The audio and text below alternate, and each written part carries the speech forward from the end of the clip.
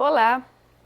A Universidade Paranaense, preocupada com seus acadêmicos, funcionários técnico-administrativos, professores e a comunidade em geral, resolveu convidar especialistas para debater dois assuntos recorrentes na atualidade.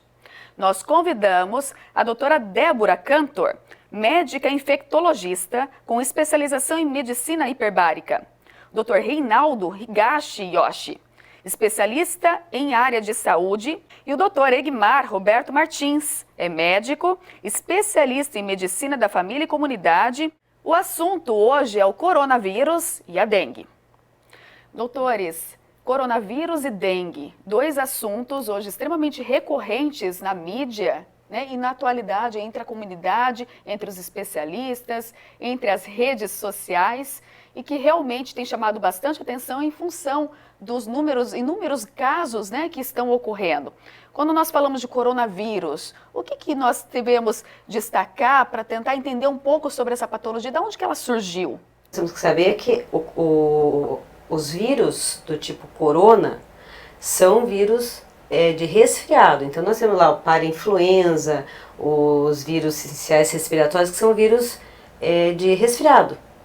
Então não se conhece direito, porque é um vírus realmente um novo coronavírus, né? A gente tinha já alguns tipos de coronavírus que causavam resfriado comum, e esse o novo coronavírus veio, provavelmente veio da China, né? A gente acredita que seja, porque já infectava animais, né, e humanos, né? E sofreu uma mutação, e ele está sendo um pouco mais agressivo do que ele está se comportando como um vírus da gripe. Entendi. Né? Em relação assim aos outros coronavírus, então ele é um pouco mais agressivo e mais grave do que esses que já tem, isso, que a gente já tem que conhecido. Causa resfriado. Então ele está se comportando de uma forma parecida com os vírus da gripe. Uhum. Então é isso que vem causando um pouco de confusão, talvez, porque a população não sabe diferenciar o resfriado comum da gripe, né, e um vírus de resfriado causando sintomas parecidos com sintomas de gripe. Mas aquilo que a gente sempre usa para qualquer tipo de situação de risco de epidemia é lavagem de mãos.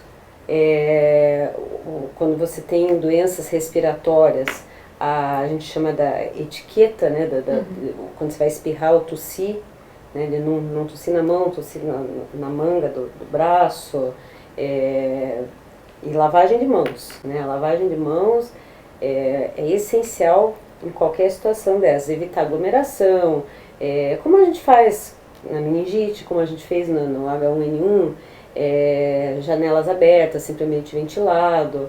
Então, esse contato também no cumprimentar, isso, né, tomar cuidado. É muito difícil isso para a população, não é verdade? Porque nós somos um povo muito afetuoso, fica complicado. Nossos costumes, né? Ele acaba atrapalhando na disseminação.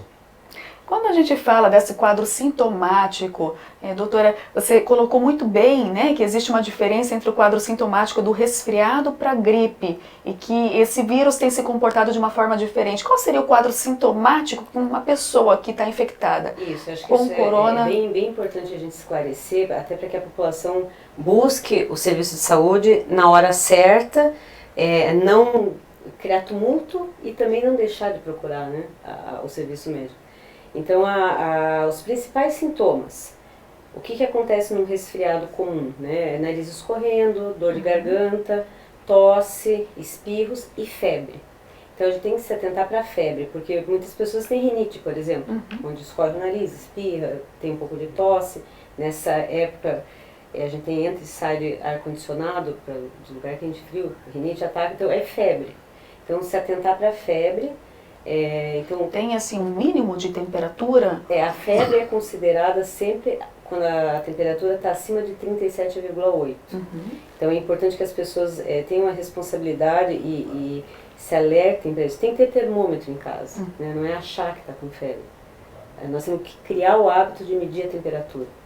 Então, nessa época de pânico da comunidade, isso, muitos acabaram indo procurar os serviços de saúde, sobrecarregando o sistema de saúde e às vezes sem ter, né, realmente todo esse quadro sintomática, então é importante alertar.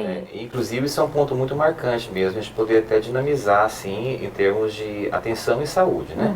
Porque a gente hoje tem uma realidade, por exemplo, do usuário ele procurar o PAN, né, para um atendimento com situações que não são direcionadas para aquele tipo de serviço.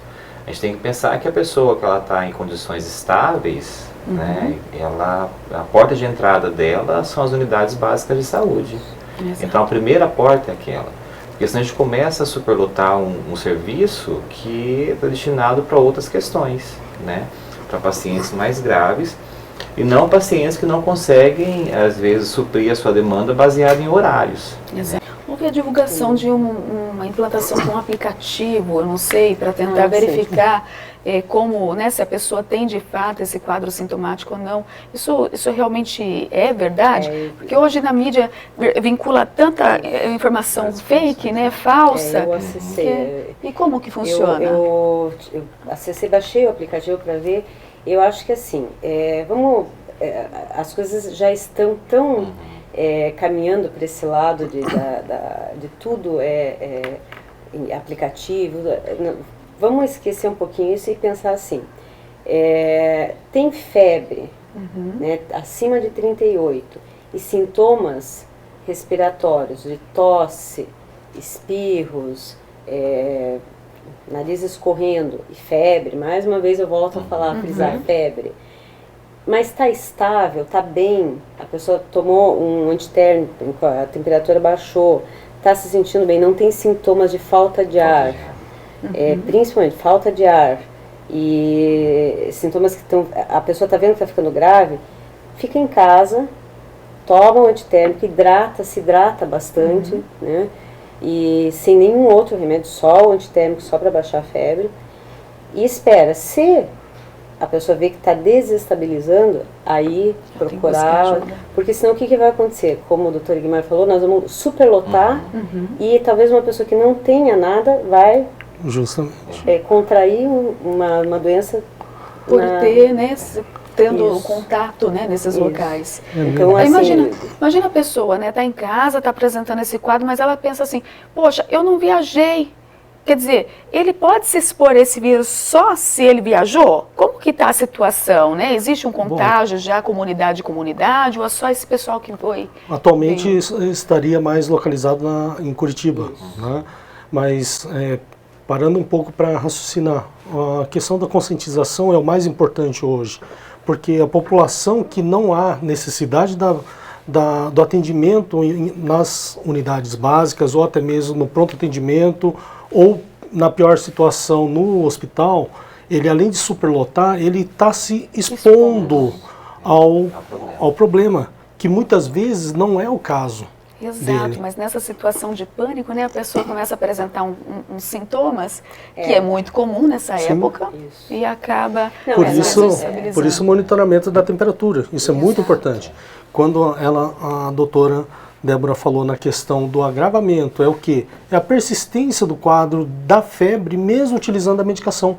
É o aumento da falta de ar, né, da dispneia, e não tendo melhora com a hidratação. Então, tendo piores sintomas, realmente você tem que procurar a orientação médica. Né? E na dúvida procurar. Sim, justamente. É melhor que vá e o médico diga que não é nada do que ficar pior em casa e ser alguma coisa mais grave. De um modo geral, a gente tem orientado de que, lembre-se, é um vírus de resfriado, então trate como um resfriado, né? Dificilmente uma pessoa, numa situação normal, estaria com um resfriado e ia procurar um médico. Normalmente você já sabe, já se conhece, já conhece o teu corpo, já toma o teu antitérmico, que já de uso né, habitual, vamos dizer, entre aspas, né? E então a nossa orientação tem sido essa, mas ficar atento que esses sintomas podem piorar. Existem grupos de risco para esse coronavírus hoje? Existem, né? Existem, e são uma coisa muito marcante, né? Nós temos os portadores de doenças crônicas, né? Exatamente. E isso até é uma preocupação na própria atenção primária mesmo, porque assim, a gente tem uma gama grande de pacientes, assim, um número grande de pacientes são diabéticos, que são hipertensos, pacientes que têm doenças cardíacas já instaladas e com outras comorbidades também, entendeu? Então, automaticamente, essas pessoas ficam mais vulneráveis. Por isso que a gente fala dos extremos de idade, né? Isso. Da criança, do infante e até mesmo as pessoas mais velhas, que elas acabam ficando mais propensas mesmo. Então, de certa forma, o cuidado em relação a essas pessoas acaba sendo dobrado, triplicado, né? Então, a gente tem que ter um manejo um pouco mais assim, intensivo em relação a isso daí. Isso nós estamos colocando em situação assim, em que o paciente, nós olharmos a doença, até agora não estamos vivenciando isso, mas, por exemplo, existe o paciente que ele tem um manejo dele, o cuidado no seu domicílio, e aquele paciente que ele vai para um âmbito hospitalar, né? Então, esse paciente que está em cuidado no domicílio é o paciente também com doença crônica. Então, considerando o serviço mesmo de unidades básicas, tem que ser feito esse acompanhamento, entendeu? Ou na própria unidade, ou controle da unidade junto com o doente na casa, entendeu? Então, isso é uma coisa que a gente já discute em fazer. Não estamos fazendo, né? Isso. Mas, assim, existe essa possibilidade, deve ser feito algo assim. Pensando nessa possibilidade da pandemia de fato acontecer, essa medida que tem sido adotada, né, como recentemente agora esse decreto do governo estadual, para poder isolar, né, a população e evitar essas aglomerações acima de 50 pessoas no mesmo local, isso é válido? Eu acho que você tocou num ponto muito importante, que é assim, nós já estamos vivendo uma pandemia, mas quando a gente fala pandemia, a população leiga, claro que não tem obrigação nenhuma de saber isso, mas já se apavora, né? Mas pandemia, quando você tem, como nós temos vários países sendo acometidos, né, da mesma doença, de transmissão, né, entre países, então já estamos vivendo uma pandemia. Então isso é fato. O que a gente pede que a população se tranquilize é que é uma doença que ela é muito fácil de transmitir, como qualquer resfriado. Tanto é que uma criança, quando você põe na escola, com 2, 3 anos, uma semana na escola e 2 em casa, porque pega resfriado, né? E então só que a evolução para uma doença mais grave, a gente está conhecendo o vírus agora. Por isso que a gente pede para a população ficar alerta aos sintomas. E aí a medida, então, do governo estadual foi baseado nisso, que nós já estamos vivendo uma pandemia. Então, é no sentido de conter, mas aí, retomando aquilo que a gente falou dos cuidados em casa, para a criança ficar em casa, o adolescente ficar em casa, e não fazer a aglomeração que faria na escola em outro lugar, né? E aí em casa cuidar. Eu tenho uma avó que tem, né, uma idade avançada com uma doença já crônica, então cuidar, porque às vezes a criança tem o vírus, não manifesta sintoma nenhum e vai levar isso para dentro de casa. Isso. Então a medida do governo estadual nesse sentido, e que está sendo adotada em outros estados, inclusive fora do país, nesse sentido, é evitar a transmissão, né, mas que fique em casa. Inclusive, fica em casa mesmo, né? Até aquela expressão, fique em casa. Então, a gente teve exemplos aí de alunos que foram dispensados na cidade de São Paulo, que foram parar no shopping, não é o melhor lugar para ir.